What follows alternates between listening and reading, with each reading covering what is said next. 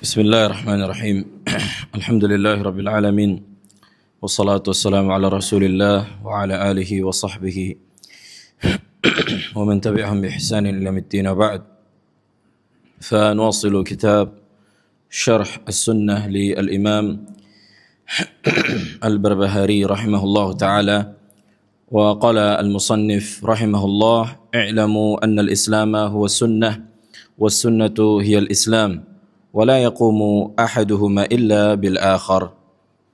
Kata beliau, ketahuilah bahwa Islam adalah sunnah dan sunnah adalah Islam, dan tidaklah salah satu dari keduanya bisa berdiri kecuali dengan salah satu dari kedua tersebut. Artinya dua-dua baru bisa berdiri apabila dibarengi dengan Islam dan sunnah. Nah, dan di pertemuan yang kemarin udah kita bahas makna al-Islam, sekarang kita masuk kepada makna as-sunnah. As-sunnah secara bahasa Arab maknanya at-tariqah, yakni jalan, metode atau jalan. Jalan itu bisa secara maknawi atau bisa secara hissi.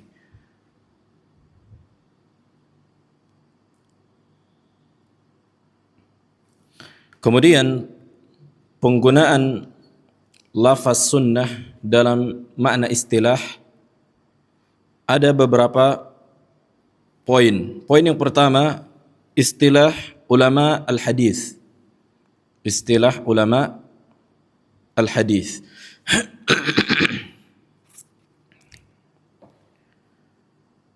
Adapun istilah ulama al-hadis, mereka mendefinisikan sunnah ma uthira 'anil nabi alaihi salatu wassalam min aqwalihi wa af'alihi wa taqriratihi alaihi salatu wassalam. Segala sesuatu yang diceritakan dari Nabi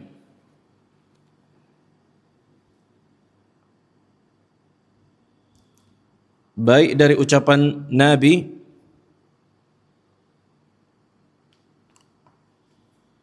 atau perbuatan Nabi atau ikrar dari Nabi alaihi salatu wassalam. Ini dalam istilah ahli al-hadis. Segala sesuatu yang diceritakan dari Nabi. Ma uthira. Ini a'am.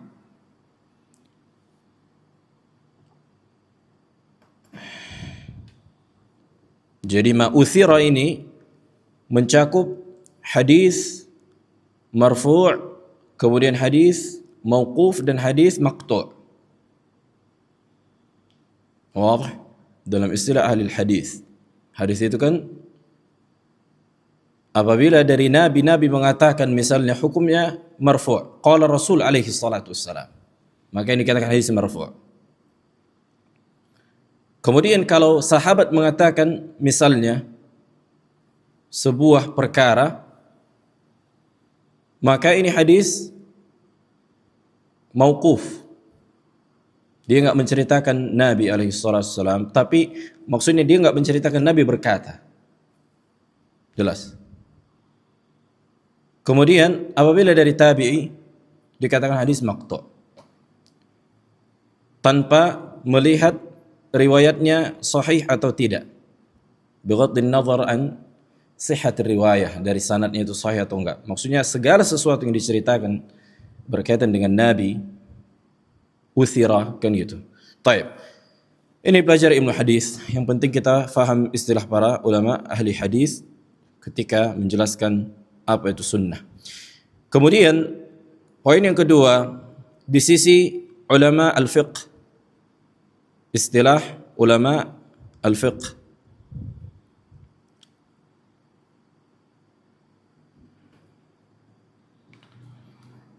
Ada banyak istilah ulama fikih dan maknanya sama. Di antaranya ma yuthabu fa'iluha wa la yu'aqab tarikuha. Di mana pelakunya diberikan pahala apabila mengerjakannya, dan barang siapa yang meninggalkannya maka tidak dihukum atau tidak berdosa. Ini di antara definisi ulama usul fikih.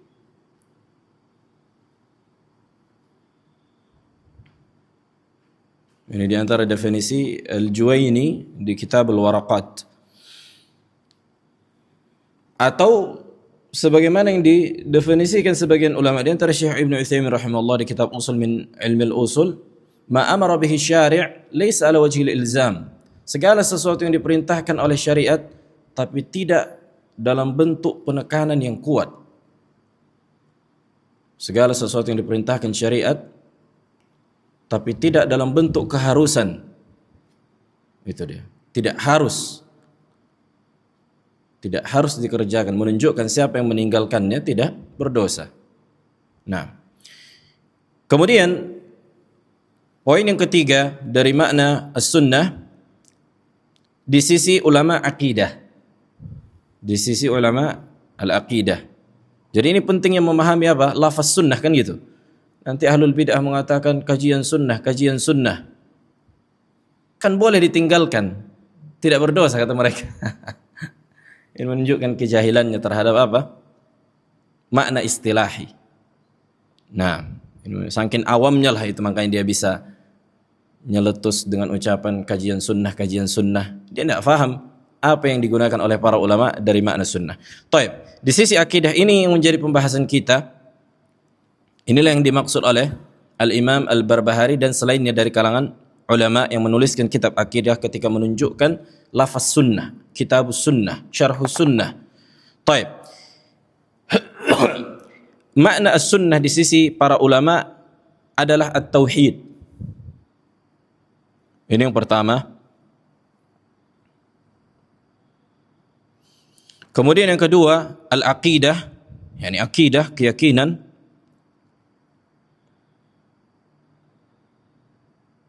Kemudian yang ketiga, al-fiqhu al-akbar, fikih yang paling besar, sebagaimana kitab yang ditulis Abu Hanifah, fikih akbar. Kemudian usuluddin, pondasi agama, ini juga maknanya apa? Sunnah, akidah.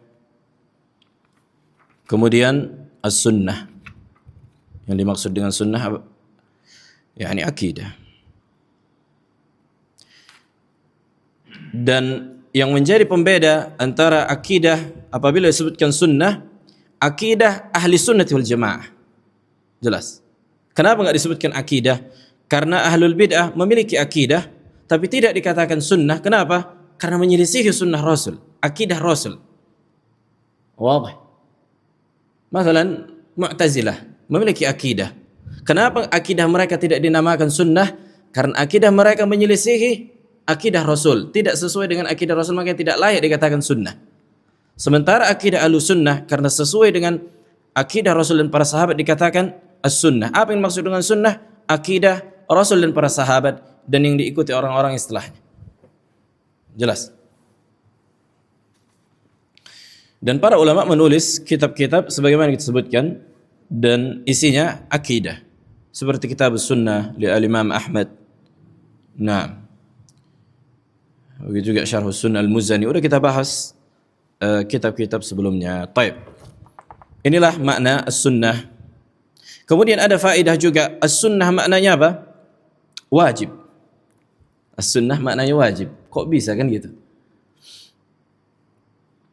Sebagaimana disebutkan dalam riwayat bahwa ketika Abdullah bin Abbas, salah seorang sahabat, atau Abdullah bin Umar, lupa nah, dia menjaharkan qiraatul Fatihah di salat janazah. Membaca surah Al-Fatihah di salat janazah disirkan apa dijaharkan? Apa Darda? Disirkan kan gitu, enggak dikeraskan suara. Ya kan? Kecuali sebagaimana ada cerita orang awam dijaharkannya. Nah, inilah sunnah Nabi alaihi salatu wassalam. Kemudian sahabat ini menjaharkan qiraatul Fatihah. Dikeraskan. Kemudian bertanyalah orang kepada sahabat ini, "Kenapa engkau jaharkan?" Kata sahabat ini, "Liya'lam annahu sunnah," supaya orang-orang mengetahui itu adalah sunnah. Apa maksud sunnah? Ajaran Nabi, perkara yang wajib. Dalam rangka ta'lim boleh mengajarkan kayak itu, biar tahu orang kau ini apa? kalau ketika salat jenazah membaca surat Al-Fatihah. Nah. Taib. Akan tetapi yang masyhur sebagaimana kita sebutkan dalam perkara-perkara yang tadi dalam istilah ulama hadis, kemudian dalam istilah fikih dan dalam istilah akidah. Maksud ana penggunaan salaf ketika mengatakan sunnah itu makna umum, bukan hanya perkara yang digunakan dalam istilah fikih. Itu dia. Bahwa perkara yang wajib pun bisa dikatakan sunnah. Makanya ketika misalnya jenggot dikatakan sunnah, bukanlah maknanya sunnah itu apa? Dibawa kepada makna fikih yang apabila dicukur habis, kan cuma sunnah. Mengangkat celana di atas mata kaki atau pakaian di atas mata kaki bagi laki-laki cuma sunnah. Salat cuma sunnah. Nah, mereka salah dalam memahami. Jadi sunnah pun bisa maknanya wajib, karena seseorang misalnya mencukur jenggotnya habis, diancam di antara apa bentuk penyelisihan kepada sunnah Nabi, tasyabbuh bi nisa dan tasyabbuh bil majus, menyerupai wanita dan menyerupai majusi. Nah, dan perintah kan gitu, i'fu al-liha, biarkan jenggot. Taib. Kemudian apa yang dimaksud oleh penulis di dalam kitab ini ketika menyebutkan Islam itu sunnah, sunnah itu Islam. Dan perkara ini sudah kita berikan isyarat di sebelumnya bahwa apa? Islam saja tidak cukup. Karena banyaknya firqah yang menyimpang di dalam tubuh umat Islam dan mengaku Islam. Jelas, mengaku Islam saja atau mendapatkan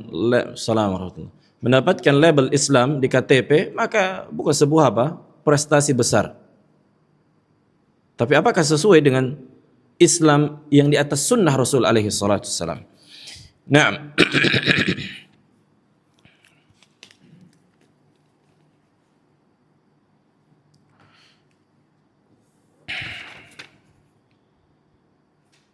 Makanya kata Al-Imam Ahmad rahimahullah ketika dikatakan ahyakallah ya Aba Abdullah alal Islam.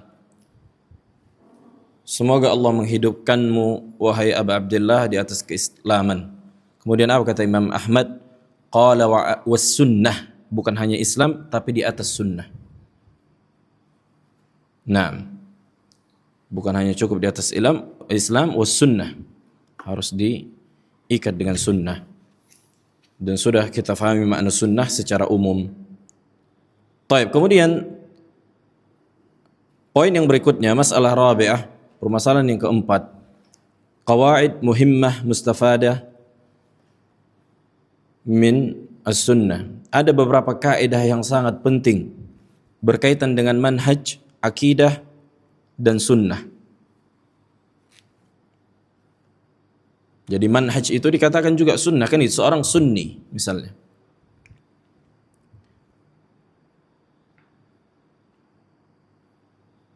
Atau ahli sunnah. Nah. Kemudian ada satu poin lagi penting difahami, lupa nak sampaikan di awal. Syekhul Islam Ibn Taimiyah rahimahullah di sebagian kitab beliau memasukkan Asy'ariyah ke dalam koridor ahli sunnah. Yani ajib kan gitu. Kok bisa Asy'ariyah masukkan ke dalam ahli sunnah? Dan ini digoreng sama orang-orang Asy'ariyah. Lihat, Syekhul Islam saya mengatakan bahwa apa? Asy'ariyah ahli sunnah. Akan tapi dia tidak memahami apa maksud dari kata-kata Syekhul Islam atau tulisan atau pernyataan Syekhul Islam Ibn Taimiyah. Yang dimaksud oleh Syekhul Islam Ibn Taimiyah ketika memasukkan Asy'ariyah Maturidiyah ke dalam ahli sunnah apabila digandengkan dengan Syiah Rafidah. Karena di zaman dulu tersebar ketika mengatakan aku sunni, maka yang jelas dia bukan Syiah. Karena Syiah tidak pernah mengaku sunni. Sampai sekarang. Wah, Syiah kata mereka, dia mengatakan dengan tegas aku Syiah, aku Syi'i, aku. Nah, dan Asy'ariyah mengaku kalau mereka apa? Ahlussunnah wal Jamaah, kan aku sunni. Maksudnya bukan apabila ditinjau dari sisi hakikat dari kenyataan, tapi penggunaan lafaz yang mereka gunakan. Artinya Asy'ariyah mengaku Sunni apabila digandengkan dengan Syiah, karena Syiah tidak pernah mengaku kalau dirinya Sunni. Ini faedah muhimmah supaya mengetahui apa? Mengetahui istilah para ulama, kan gitu. Jelas. Begitu juga Maturidiyah ketika dia masukkan misalnya Ahlus Sunnah apabila digandengkan dengan Syiah, karena Syiah ini tidak pernah mengaku kalau mereka apa? Abu Ayyub Sunni. Jelas. Nah, jadi jangan tertipu dengan ucapan ahli bid'ah ketika memotong ucapan Syekhul Islam dan tidak memahami maksudnya. Karena di zaman itu sampai sekarang berlaku bahwa apa? Orang-orang Syiah tidak pernah mengaku kalau mereka Sunni. Memang udah keluar kali, memang udah jauh dari asal umat Islam, kan itu. Kalau Asy'ariyah masih mengaku apa? Sunni, mengaku di atas Al-Quran dan Sunnah, jelas. Nah, sementara mereka apa? Syiah tidak pernah mengaku kalau mereka di atas Al-Quran dan Sunnah atau Sunni. Nah, baik. Kaidah yang pertama, al-qaidatul ula. Kaidah yang pertama, al-qaidatul ula, i'tiqad ahli sunnati anna ad-dina kamil.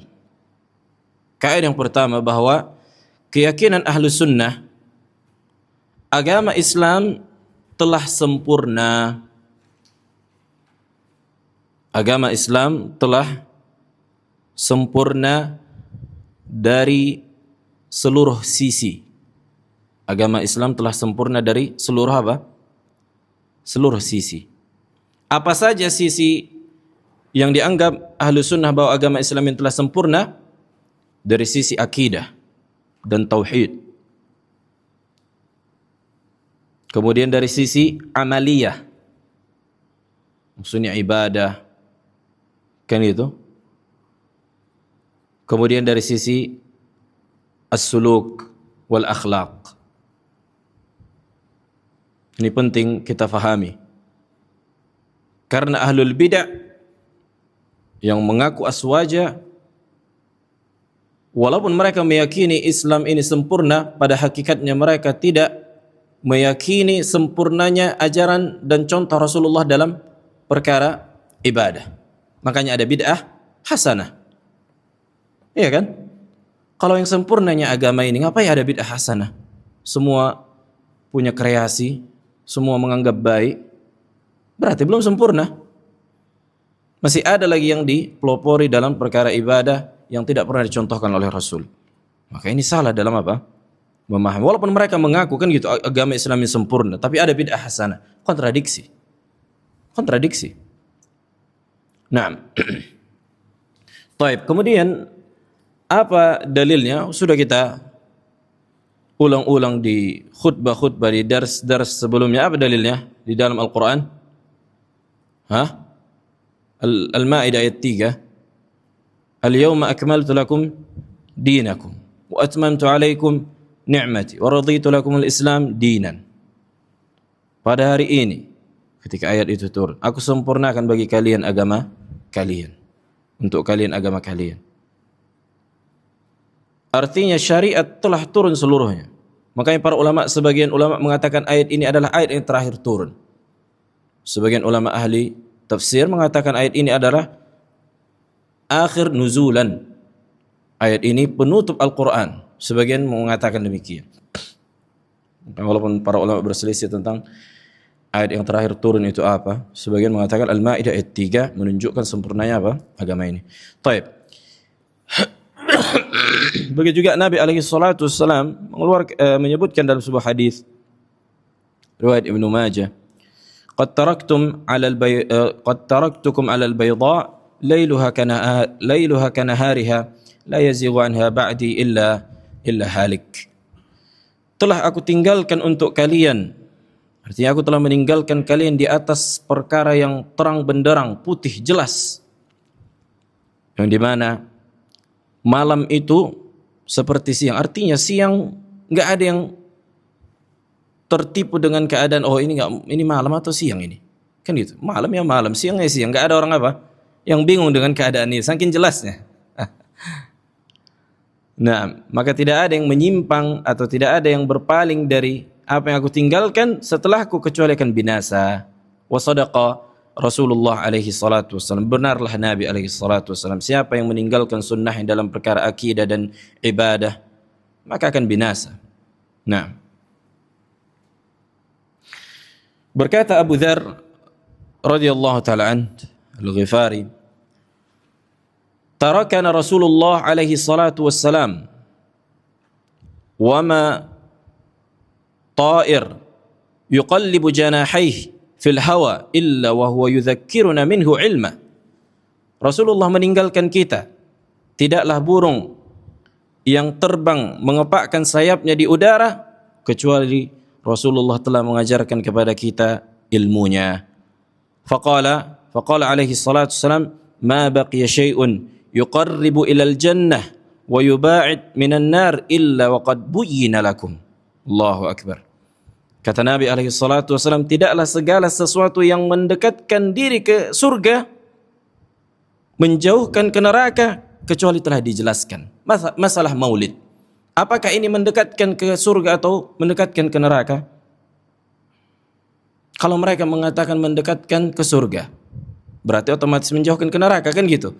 Apakah telah dijelaskan oleh Rasulullah bahwa merayakan acara lahirnya?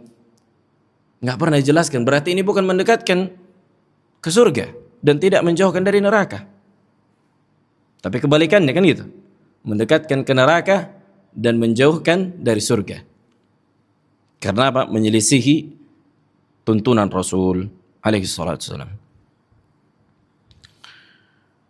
Nah, maka kita tidak butuh apa? Sumber-sumber di luar Al-Quran dan Sunnah dalam beragama khususnya. Maka ini diantara pondasi kaidah dalam bermanhaj dan berakidah. Apa itu? Kaidah yang pertama ini apa? Amin. Bahwa agama telah apa? Sempurna. Ini penting. Kalaupun enggak di apa semuanya, poin-poinnya saja dulu, kan kaidah pertama bahwa agama ini sempurna. Berbeda dengan ahlul bidah. Makanya mereka masih menjadikan ilmu Aristoteles, ilmu kalam sebagai rujukan misalnya dalam perkara akidah. Nah, begitu juga ahlul bidah, ada bid'ah hasanah, ada ijtihad-ijtihad yang tak pernah diajarkan Rasul. Makanya muncullah bid'ah amaliyah. Nah, berkata Abdullah ibn Mas'ud radhiyallahu taala anhu, sebagaimana dikeluarkan al-Imam Al-Lalikai, kata beliau, inna nattabi' wa la nabtadi' wa naqtadi wa la nabtadi. Sesungguhnya kita itu mengikuti, bukan mengada-adakan. Dan sesungguhnya kita mencontoh, bukan mempelopori perkara yang baru. Begitu juga yang dikatakan oleh Abdullah ibni Umar. Ini yang mengatakan siapa? Para sahabat Rasul alaihi salatu wassalam. Kan gitu, bukan Wahabi, bukan Ini sahabat Rasul yang mengatakan, menunjukkan bahwa mereka senantiasa mengingatkan kaum muslimin dari kebid'ahan. Jadi jangan dianggap apa? Jangan dianggap ini dakwah yang baru, ini dakwah keras, ini sahabat Rasul yang kita cuma menukilkan mereka. Kata Abdullah bin Umar radhiyallahu taala anhuma, kullu bid'atin dhalalah wa in ra'aha an-nasu hasanatan. Apa kata Abdullah bin Umar? Segala kebid'ahan adalah kesesatan, walaupun manusia menganggapnya baik. Allahu Akbar. Yang berkata siapa? Abdullah bin Umar. Jangan dikatakan Wahabi, jangan dikatakan Salafi. Walaupun Abdullah bin Umar Salafi, kan gitu. Tapi maksudnya jangan dikatakan orang-orang yang sekarang. Ini yang berkata Abdullah bin Umar, yang senantiasa memulazamahi Nabi alaihi salatu wassalam, anaknya Umar bin Khattab. Kemudian berkata Abdullah ibn Abbas kepada Abbas ibn Hadir, alaika bi al-istiqamah, wajib bagimu untuk istiqamah, wattiba'ul athar, atau wattiba'il athar, dan mengikuti dalil. Wa iyyaka wattabaddu', dan jauhi olehmu dari berbuat bid'ah. Wajib bagimu istiqamah, ikuti dalil, dan jauhi kebid'ahan. Bagaimana lihat tahzir para salaf dari kebid'ahan, kan itu yang dianggap ini apa? Ya, ini ulama Wahabi. Dan berkata juga Mu'adz ibn Jabal radhiyallahu ta'ala anhu, sahabat Rasul, yang dimana Mu'adz dikirim ke mana? Nah, ke Yaman. Berarti orang yang dikirim ke Yaman, orang yang dikirim berdakwah, ini bukan orang sembarangan, orang yang mumpuni dalam ilmu, kan gitu.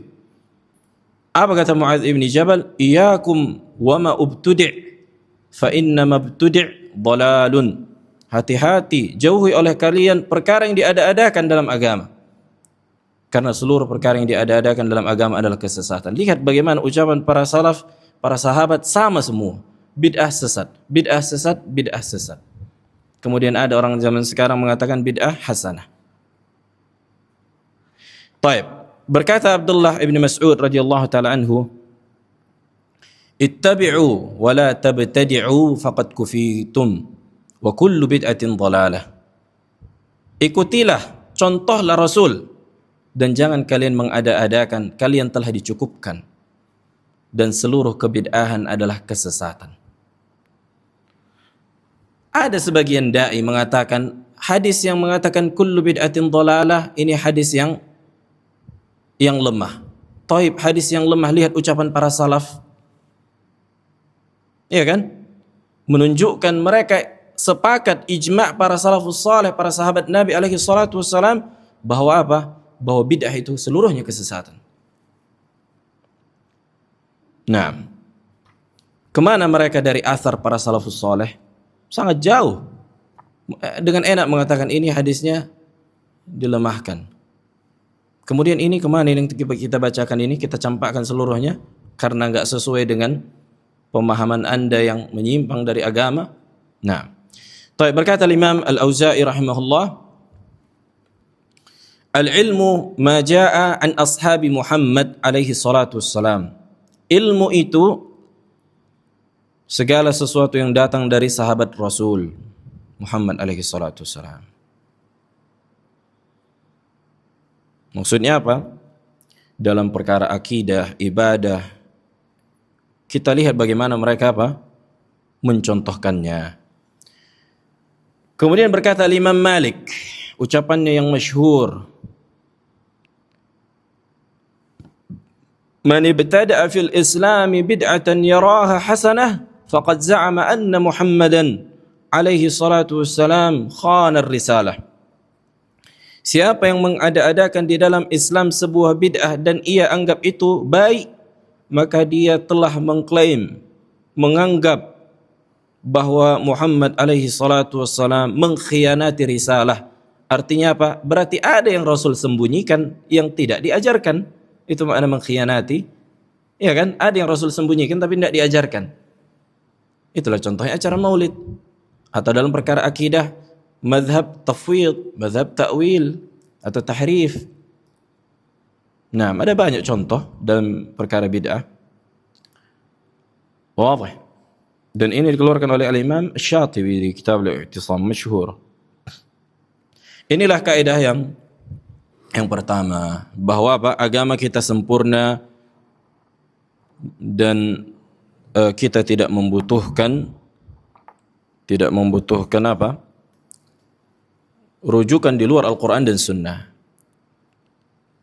Dan perlu dititik bawahi ketika kita mengatakan agama ini sempurna, sementara kita lihat ada sebagian perkara dalam agama ini diperselisihkan, kan gitu kan? Khilaf. Apakah mengeluarkan keadaan agama ini sempurna hanya karena ada perselisihan? Ini perlu dipahami. Kita dudukkan dulu masalahnya. Perkara akidah, tidak ada perselisihan di kalangan para sahabat. Perkara akidah, masalah tauhid, masalah iman, masalah asma' sifat, masalah contoh dalam ibadah tauqifiyah. Adapun sebagian perkara yang berkaitan dengan praktek ibadah, sebagian kecil dalam praktek ibadah yang secara asal telah dijelaskan oleh Rasul, maka memang ada perselisihan. Dan ini tidak mengeluarkan bahwa apa? Bahwa agama ini sempurna. Contoh. Masalah apa?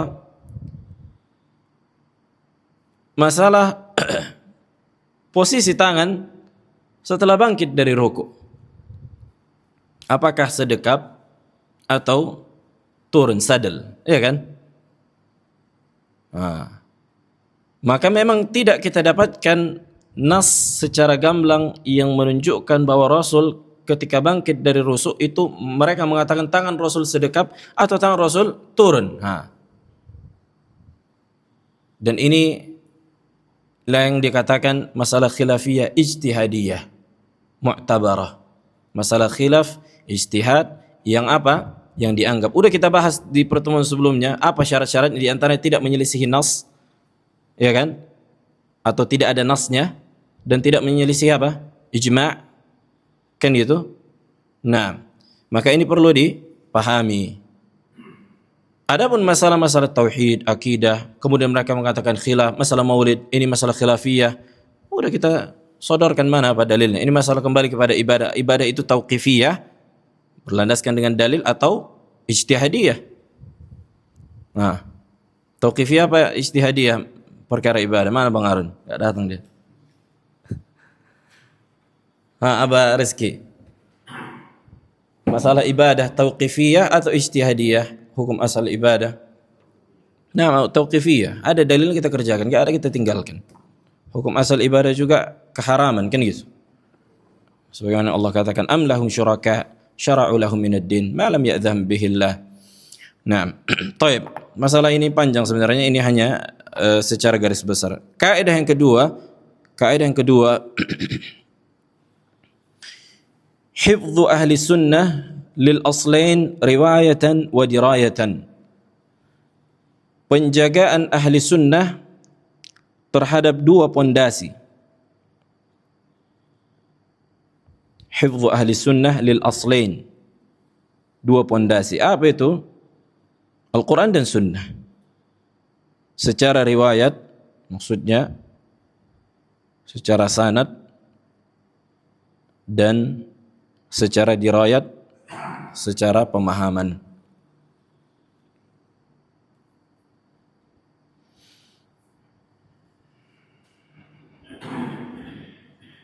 Makanya senantiasa dakwah Ahlussunnah menyuarakan apa?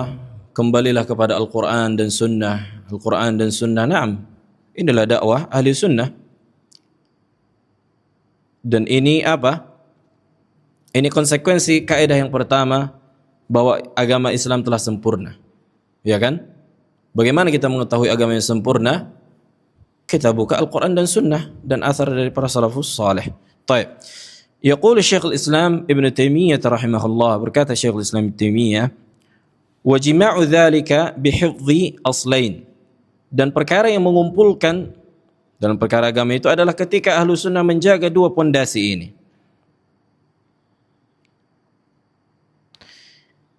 Ahaduhuma, salah satu di antara keduanya, tahqiqu ma jaa bihi ar-rasul fala yakhlat bima laysa minhu min al-manqulat ad-dha'ifah wat tafsirat al-batilah bal yu'ta haqquhu min ma'rifatin naqlihi wa dalalatihi. Apa itu? Memastikan apa yang datang dari Rasul alaihi salatu wassalam, memastikan apa-apa saja yang datang dari Rasul. Ini khususnya bagi orang-orang yang hidup di zaman setelah Rasul, kan gitu? Maksudnya, apakah kita terima setiap dalil? Pokoknya ada dalilnya, kita terima. Begini beragama. Kan enggak. Perlu di apa? Di cross check, dipastikan ini datang dari Rasul enggak ini? Dari sisi apa? Dari sisi sanadnya. Entah hadis yang dhaifnya yang kau pakai dalam beragama. Wadih. Maka kata beliau, enggak boleh dicampurkan antara nukilan-nukilan dari Rasul yang lemah dan yang sahih, jangan dicampurkan. Wadih. Fala yukhlat bima laysa minhu minal manqulatid dha'ifah. Jangan dicampurkan antara nukilan-nukilan yang lemah. Wat tafsirat al-batilah, dan tafsiran-tafsiran yang batil. Baik itu tafsiran dari Al-Quran atau Sunnah. Kata beliau, akan tetapi diberikan setiap dalil itu haknya dari sisi sanad dan ilmu dalam memahami dalil.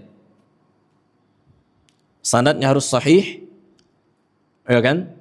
Maksudnya diterima atau sesuai dengan ilmu mustalah atau ilmu hadis, ilmu ilal, atau pemahamannya harus benar. Kadang hadisnya sahih tapi mereka salah memahami. Nah, kemudian yang kedua, alla yu'arid dzalika bisyubhat la ra'yan wala riwayatan. Nah, tidak boleh bertentangan dan dibenturkan dengan syubhat, baik secara pendapat pribadi, yakni ra'i, ijtihad, pendapat, atau riwayat. Itu sebenarnya menekankan yang pertama. Qala Allah Ta'ala fima ya'muru bihi Bani Israel wa huwa lana. Sebagaimana Allah katakan kepada memerintahkan Bani Israel, dan itu juga perintah kepada kita. Wa aminu bima anzaltu musaddiqan lima ma'akum wa la takunu awwala kafirin bih wa la tashtaru bi ayati thamanan qalila wa iyaya fattaqun. Kemudian Allah katakan wa la talbisul haqqa bil batil wa taktumu al haqqa wa antum ta'lamun. Dan janganlah kalian campurkan kebenaran dengan kebatilan, dan kalian menyembunyikan kebenaran sementara kalian apa? Mengetahui. Ini masih ucapan Syekhul Islam Ibnu Taimiyah, kata beliau, fala yuktamul haqq alladhi jaa bihi ar-rasul. Maka enggak boleh menyembunyikan kebenaran yang datang dari Rasul. Wala yulabbas bi ghairihi. Maka jangan ditutupi, dicampur adukkan dengan selain kebenaran. Minal batil, dari kebatilan. Wala yu'arad bi ghairihi, dan kebenaran tidak boleh disanggah dengan apapun. Nah. طيب أذن تفضل.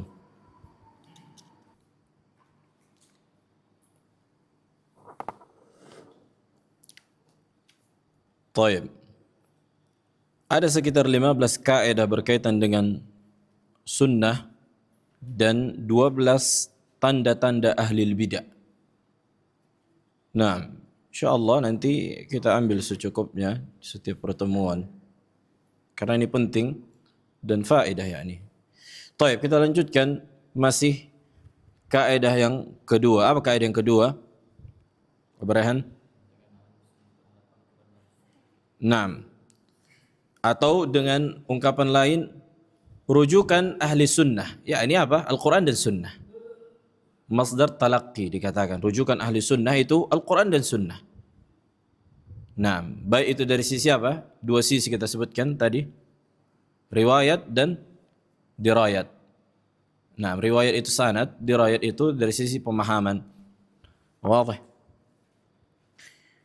Yaqul Syekhul Islam Ibnu Taimiyah, berkata Syekhul Islam Ibnu Taimiyah rahimahullah, fa innahu mata kana ar-rasul akmal al-khalqi wa a'lamahum bil haqa'iq wa aqwamahum qawlan wa halan, lazim an yakuna a'lam an-nas bihi a'lam al-khalq bidzalik.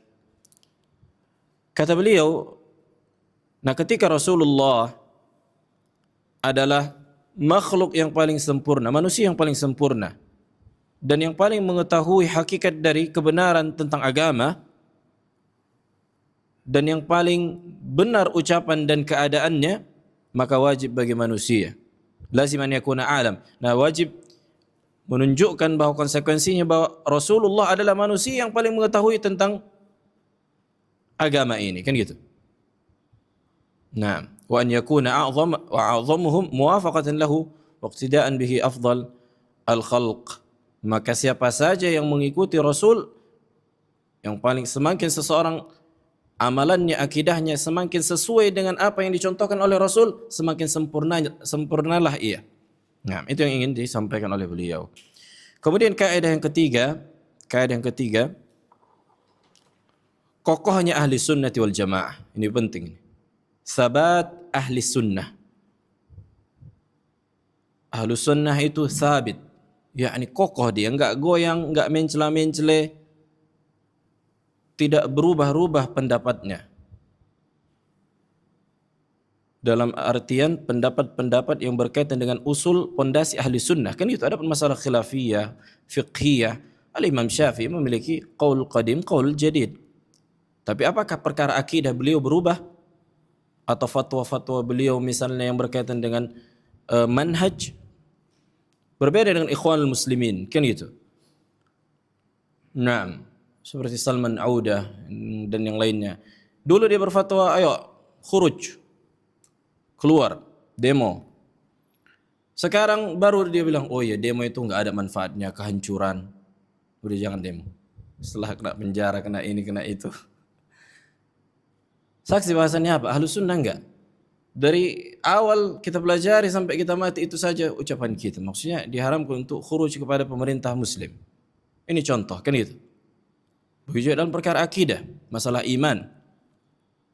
Tidak ada yang berubah. Baik, akan kita bacakan ucapan Syekhul Islam Ibn Taimiyah rahimahullah ta'ala.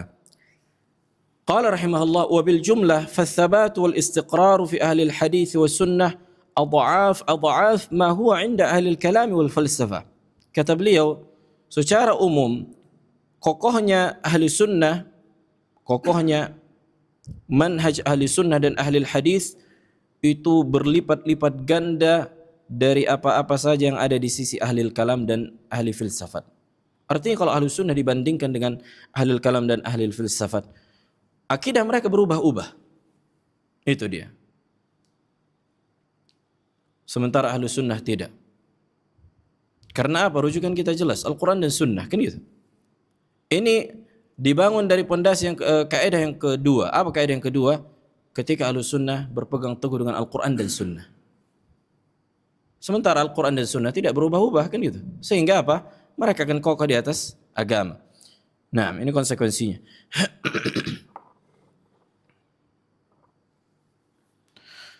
Berkata juga Syekhul Islam Ibn Taimiyah, ucapan yang indah. Kata beliau, wa rabbuna wahid, wa rasuluna wahid, wa kitabuna wahid, wa dinuna wahid. وأصل الدين ليس بين السلف وأئمة الإسلام فيها خلاف ولا يحل الافتراق لأن الله تعالى يقول واعتصموا بحبل الله جميعا ولا تفرقوا.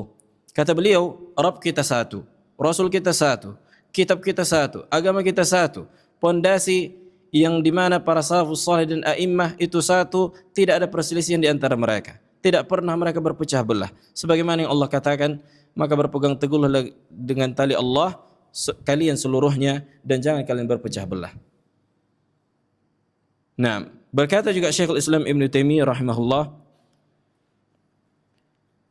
amma ahlus sunnah wal hadith fama yu'lam ahadun min ulama'ihim wala salih ammatihim raja'a qat an qawlihi wa i'tiqadihi. Allahu akbar.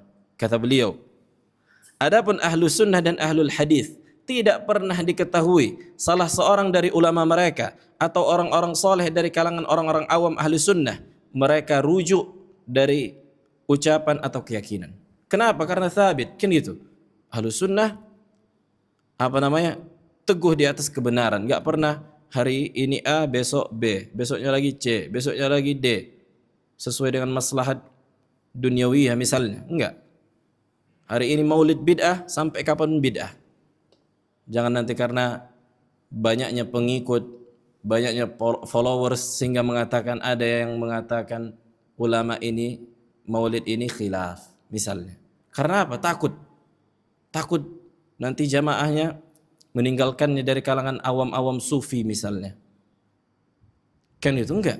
Kita katakan bid'ah sampai kapan, sampai mati kita bid'ah. Karena memang inilah hakikatnya. Terus mau kita sembunyikan kebenaran, kita ubah-ubah bahasanya khilafiyah. Nah, bal hum a'zamun nasi sabran ala dhalik. Bahkan ahlus sunnah adalah manusia yang paling sabar di atas kebenaran. Wa inimtuhinu bi anwa'il mihan. Allahu akbar. Walaupun diuji dengan berbagai cobaan. Kan gitu. Walaupun diuji dengan berbagai cobaan. Wa futinu bi anwa'il fitan, dan difitnah dengan berbagai fitnah. Wa hadhihi halul anbiya wa atba'ihi minal minal mutaqaddimin. Inilah keadaan para nabi dan orang-orang yang mengikuti mereka dari para salafus saleh. Konsekuensinya berarti kita mendapatkan ujian. Nah, ketika berpegang teguh dengan sunnah Rasul alaihi salatu wassalam, kan gitu. Jadi jangan cari aman. Maksudnya jangan cari aman dalam tanda kutip enggak berani menyuarakan kebenaran. Bukan kita cari pasal, kita alap-alapi orang, enggak. Tapi jangan ragu menyuarakan kebenaran. Kan itu, perlu dibedakan antara mengalap-ngalapi antara menyuarakan kebenaran. Nah, kata beliau, ini masih ucapan Ibnu Taimiyah, ka ahlil ukhdud wa nahwihim, seperti keadaan ahli ukhdud yang dibakar. Sebagaimana Allah sebutkan di surah Al-Buruj. Wa kasalafil ummah min as-sahaba wat tabi'in wa ghairihim min al-a'immah, sebagaimana salaful ummah, orang-orang yang mengikuti mereka dan selain mereka dari para a'immah. Wa man sabara min ahli al-ahwa' ala qawlihi fadzaka lima fihi min al-haqq, maka barang siapa yang sabar dari gangguan ahli bidah atas keyakinan yang ia pegang, maka itulah karena dia di atas kebenaran. Idh la budda fi kulli bid'atin 'alaiha ta'ifatun kabira min al-haqq alladhi ja'a bihi ar-rasul alaihi salatu wassalam. Karena setiap bid'ah pasti ada kelompok-kelompoknya, kan itu? yakni yang mungkin ada sebagian kebenaran di sisi mereka. Wa yuwafiq alaihi ahlus sunnati wal hadith ma yujib qabulahuma aw qabulaha idh al-batil al-mahd la yuqbalu bihalin. Wabil jumlah, kata beliau, fathabatul istiqrar fi ahli al-hadith wa sunnah adhaf ma huwa inda ahli al-kalami wal falsafah. Baik, kemudian kaidah yang keempat, satu lagi.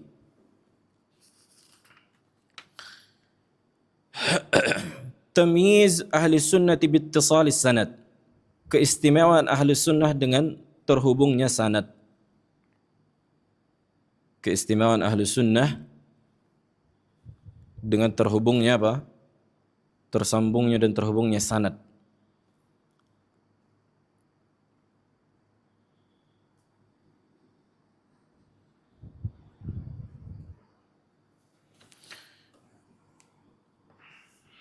Dan ini sebenarnya rincian dari kaidah ketika kita berpegang dengan Al-Quran dan Sunnah dari sisi riwayat, kan gitu.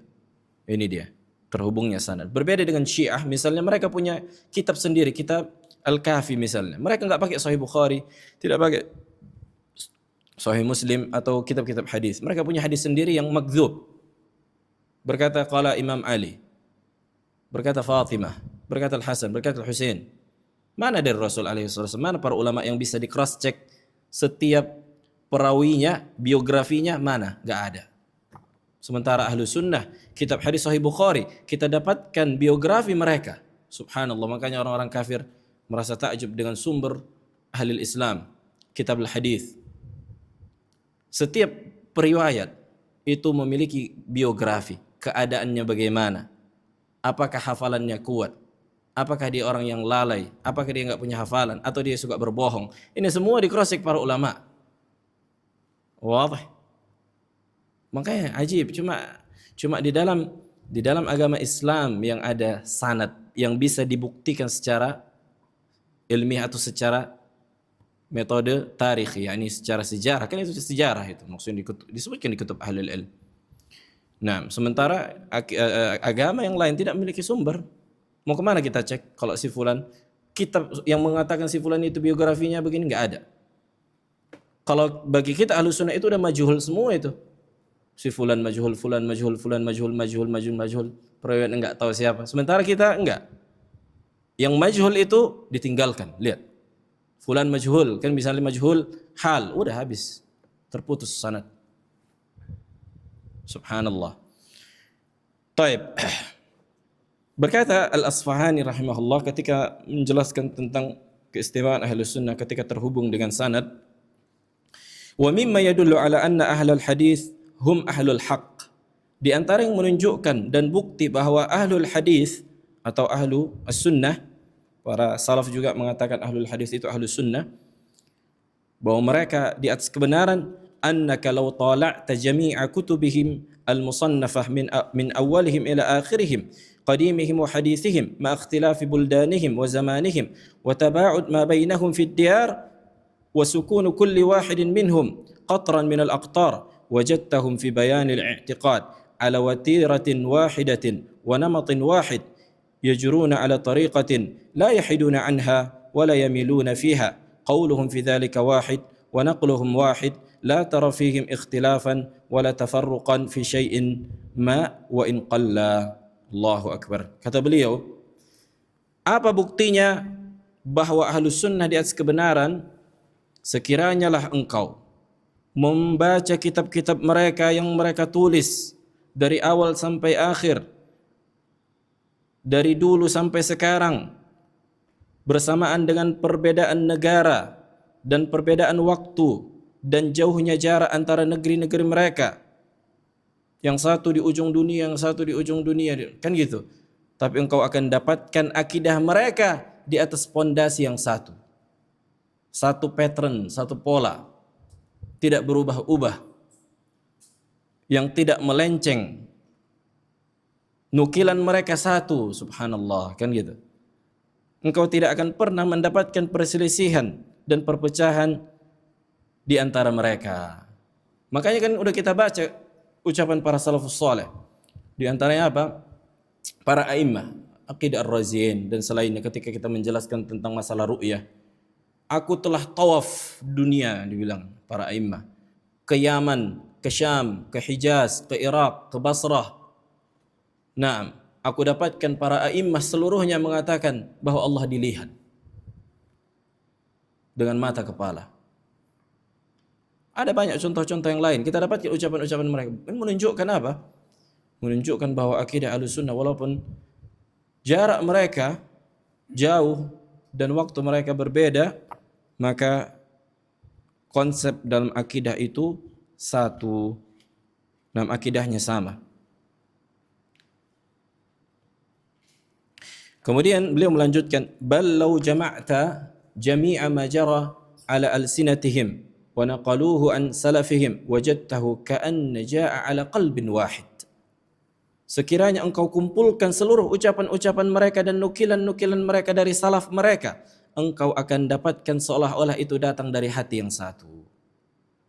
Wa jara ala lisanin wahid, dan keluar dari satu lisan. Wa hal 'alal haqqi dinun abyanu min hadza. Maka apakah ada agama yang paling jelas di atas kebenaran selain dari agama Islam yang dibawa oleh para salafus saleh? Nah, intaha kalamuhu rahimahullahu taala. Jam berapa sekarang? 8. Baik, ada pertanyaan? Fi soal? Abu Faruq? Nah.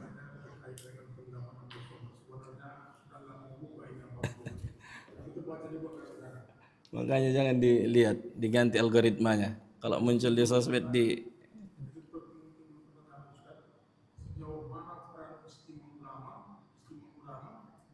dan kias dalam beragama. Artinya apa-apa saja yang boleh dikiaskan, apa-apa yang boleh disebutkan ulama dalam beragama ini. Nah. Mereka termasuk perbedaan. Mereka lupa ada istimewa ulama, mereka lupa ada kias. Jadi apa saja yang boleh dikiaskan. طيب مسألة القياس ini masalah usuliyah, masalah usul fikih. Insyaallah mungkin secara rinci dan panjang bisa kita bahas kitab usul fikih. Tapi secara kesimpulan, ada kaidah yang mengatakan la qiyas ma'an nas. Tidak ada kias di depan hadis yang gamblang yang jelas menunjukkan. La qiyas ma'an nas. Maka ketika dia mengkiaskan misalnya dan dengan adanya nas, maka apa guna nas? Qiyas itu alternatif. Apa maksudnya alternatif? Ketika tidak ada secara nas yang menjelaskan sesuatu itu haram atau halal, baru datang qiyas.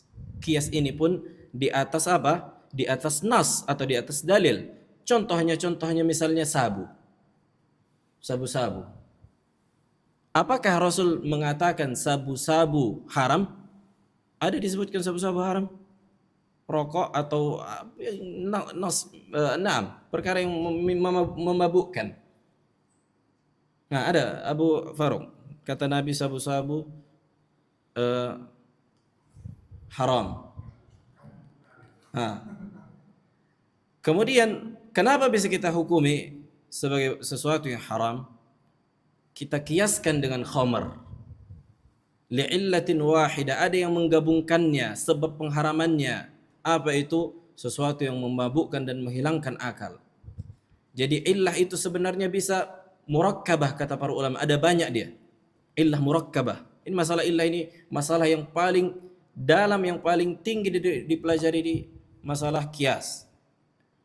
Biasanya S2, S3 yang mempelajari secara rinci dan dalam masalah illah, dan paling susah dan banyak tergelincir para ulama dalam masalah tausiful illah, dalam mensifatkan illah itu apa pengharamannya. Itu dia contohnya. Jadi misalnya, dan selain mereka kalau misalnya mengatakan mereka lupa kias, Ahlus Sunnah tidak meninggalkan kias. Tapi perkara apa dulu yang dikiaskan? Perkara ibadah mau dikiaskan? Ini mau dikiaskan perkara ibadah? Kalau perkara yang tidak ada di zaman Rasul, yang tidak ada nasnya, oh kita kiaskan. Ini kan inilah yang dikatakan mughalatah. Nah, ahlul bidah itu suka kayak gitu, suka menunjukkan seolah-olah ahlus sunnah itu tidak paham usul fikih, tidak paham bahasa Arab, tidak paham. Mereka yang jahil. Mereka yang tidak memahami bagaimana penggunaan kias. Cuma di depan orang awam dia bisa kayak gitu. Oh ya, orang awam mangut-mangut juga kan gitu. Perkara apa dulu yang dikiaskan? Ayo kita dudukkan. Apa syarat-syarat kias? Masalah ibadah mau dikiaskan. Ini mukhalif lin-nas wal ijma'. Contoh misalnya, ketika selesai salat jamaah, Rasulullah alaihi salatu wassalam sampai Imam Bukhari menyebutkan bab istiqbalul imam alal jamaah. Imam itu setelah selesai salat jamaah, dia menghadap makmum. Imam Bukhari menuliskan di kitab Bukhari bab khusus. Kemudian mendatangkan hadis bahwa Rasulullah setiap kali setelah selesai salat beristighfar 3 kali dan mengucapkan Allahumma antas salam wa minkas salam tabarakta dzal jalali wal ikram. Sampai para ulama berselisih mana yang lebih utama berbaliknya, dari kanan atau dari kiri. Lihat. Ini mau dikiaskan. Ayo, karena salat doa berjamaah karena ini mengandung kebaikan kita supaya orang berdoa. Mau kita kiaskan, ada nas contoh langsung dari Nabi. Ini menyelisihi nas. Engkau tidak memenuhi syarat untuk menggunakan kias. Makanya Nabi bilang di depan orang awam dia bisa kayak gitu ngomong-ngomong. Tapi itulah karena ahlul bidah itulah yang bisa mereka lakukan. Seolah-olah ahlus sunnah bodoh terhadap usul fikih, bodoh terhadap masalah kias atau yang lainnya. Kan itu ada banyak sebenarnya kalau mau kita cari. Nah, tapi intinya kias di antara pondasi ahlus sunnah dalam beristidlal, dan kias sebenarnya tidak boleh kecuali di atas dalil yang sahih. Nah, itu ada syurutnya, insyaallah mungkin kapan-kapan bisa kita bahas di kitab usul fikih biiznillah. Nah, masalah kias ini ana ingat dulu waktu kuliah, itu hampir sebulan kita membahas kias. Masalah kias saja kan gitu, panjang, ada syarat-syaratnya. Masalah menentukan illah. Nah, itu kesimpulannya. Ahlus sunnah tidak meninggalkan kias, tapi perkara apa yang mau dikiaskan? Apakah menyelisihi nas? Contoh dari Nabi diselisihi? Perkara ibadah mau dikiaskan? Asal ibadah mau dikiaskan? Oh, ini bid'ah, ucapan bid'ah. Sampai para ulama pun tidak ada yang mengatakan sebagaimana apa yang dikatakan. Taib, ada lagi? Satu lagi, fadhal.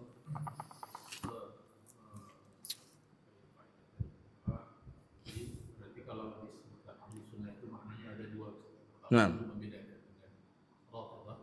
ayo, itu secara umum, Ahlus Sunnah secara umum.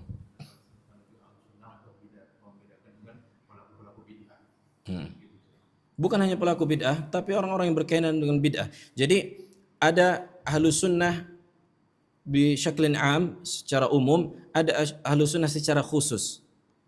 Secara khusus itulah ahlu sunnah al-firqah an-najiyah. Ahlul bidah dari kalangan Asy'ariyah enggak masuk ke dalam ini.